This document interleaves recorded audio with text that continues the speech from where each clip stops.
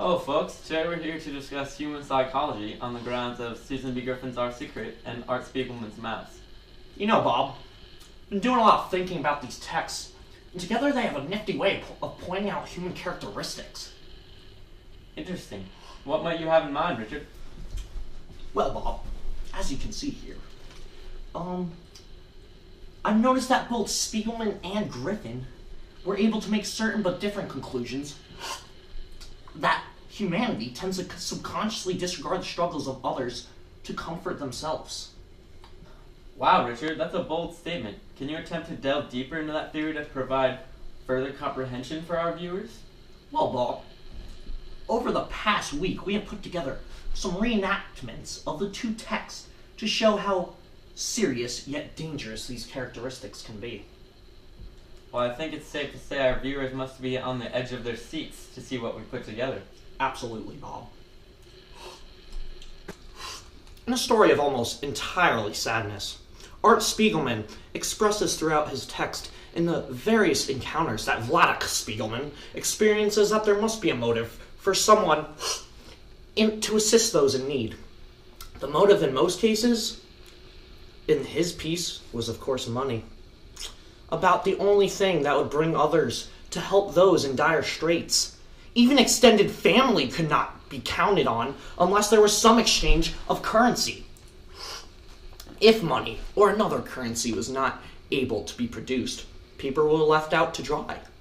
This brings us to our first reenactment. Please note, our reenactments are not direct portrayals of the characters.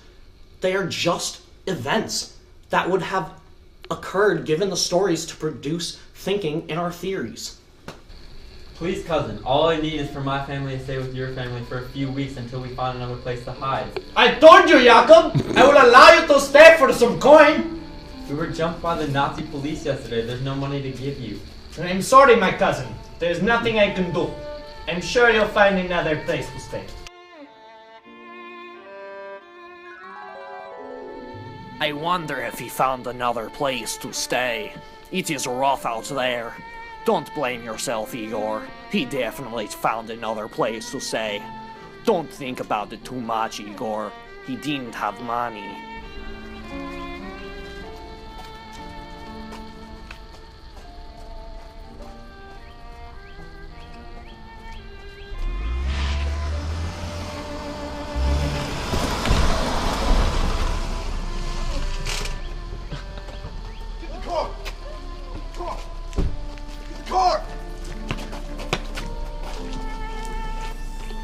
Stop resisting!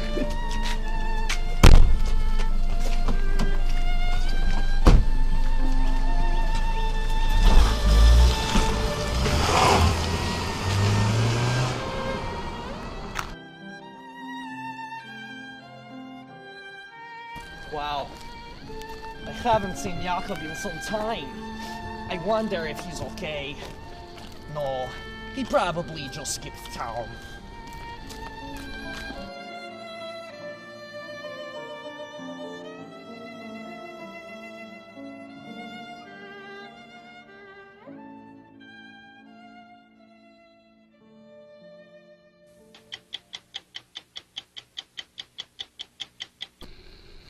In our next reenactment, we look to transition to the likes of Susan B. Griffin's Our Secret. In this scene, we look to enter the mind of Heinrich Himmler himself. Finally, I, Heinrich Himmler, have finished signing the orders on the deaths of millions of people across the globe. As your assistant, I would like to know, are you going to visit any of the concentration camps? How dare you ask me such a question? I'm so sorry. No! Nonsense! You are fired! Everyone will thank me one day for creating an Aryan race. The people in our concentration camps shall suffer no pain, as they deserve their punishment. Ah, stop pitying them. They don't feel pain. Heinrich, stop thinking about it. All you'll do is sign the orders. You are not personally killing millions. You will never have to see it happen in the camps.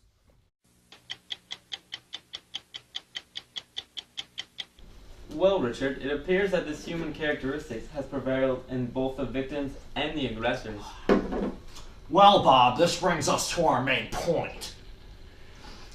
When Himmler, one of the leaders of the Nazi movement, shows the characteristic of hiding his own consequences of his actions from himself, and the victims in Maus reflect the same characteristics in attempts of surviving Himmler's evil decrees.